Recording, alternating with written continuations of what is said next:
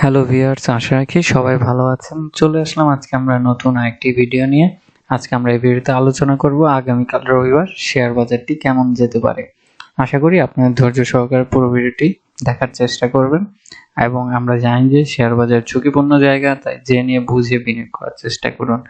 আমরা যদি লাস্ট 10 তারিখের মার্কেটটা দেখার চেষ্টা করি তাহলে দেখব যে মার্কেট তার বেশ আংশিক পজিটিভ মুভমেন্ট থাকার পরে দেখা যায় যে 10:30টার পরে তার নেগেটিভ মুভমেন্ট শুরু হয় এবং দিন শেষে মার্কেটটি প্রায় 3.5 পয়েন্টের বেশি সংখ্যক পয়েন্ট নিয়ে মার্কেট তার ক্লোজিংটা হয় এবং সেদিন মার্কেটে আমরা দেখতে পাই যে অ্যাডভান্টেজ সংখ্যা ছিল মাত্র 36টি কোম্পানি এবং আনচার্জ ছিল 230টি। তার মানে মার্কেটে বোঝা যাচ্ছে যে অনেক ট্রেড ভলিউমটা কমে গিয়েছে এবং এখানে ক্যাশ ফ্লোর পরিমাণটা অনেক কম, যেখানে আমরা দেখতে পাই যে এর আগের কার্য দিবসের তুলনায় মার্কেটে আপনার ট্রেড ভলিউমটা অনেকাংশে কমে যায় এবং মার্কেট প্রায় কাছাকাছি 800 কোটি টাকা সেখানে গিয়ে তার ট্রেড ভলিউমটা ক্লোজিং হয়।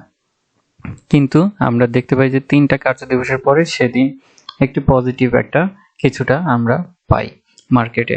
তো বেসিক্যালি হচ্ছে মার্কেট তার ম্যাক্সিমাম শেয়ারগুলো একটি শেষ পর্যায়ে জায়গায় এসে আটকে আছে, কিন্তু সেখান থেকে আসলে বায়ার পজিটিভ না হওয়ার কারণে দেখা যাচ্ছে যে ম্যাক্সিমাম সেলার সংখ্যাটা বেশি হচ্ছে এবং এখান থেকে মার্কেট ধাপে ধাপে হয়তো ঘুরে দাঁড়াবে। হয়তো আমরা নতুন সপ্তাহ হিসেবে আগামীকাল মার্কেটটা কিছুটা হলেও পজিটিভ দেখতে পারি এবং ট্রেড ভলিউমটা আমার কাছে মনে হচ্ছে যে সেদিন কিছুটা ভালো হওয়ার সম্ভাবনা আছে।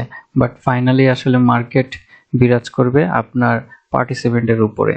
তো আশা করা যাচ্ছে যে আগামীকাল আমরা কিছুটা হলেও মার্কেট পজিটিভ দেখব এবং যেহেতু মার্কেটের ম্যাক্সিমাম শেয়ারগুলো আপনার আনচেঞ্জেজ অবস্থায় আছে, তো এখান থেকে আসলে অনেকে শেয়ার আপনার উঠে দাঁড়ানোর চেষ্টায় থাকবে ভালো ভালো শেয়ারগুলো এবং মার্কেটে আমরা দেখতে পাচ্ছি যে যদি ট্রেড ভলিউমের দিক থেকে দেখা যায় তাহলে দেখা যাবে যে গুটি কয়েকে আপনার শেয়ারগুলোরই ট্রেড ভলিউমটা বেশি হচ্ছে এবং যার ফলে হচ্ছে যে অন্যান্য শেয়ারগুলোর প্রতি আকর্ষণ হারাচ্ছে মানুষের।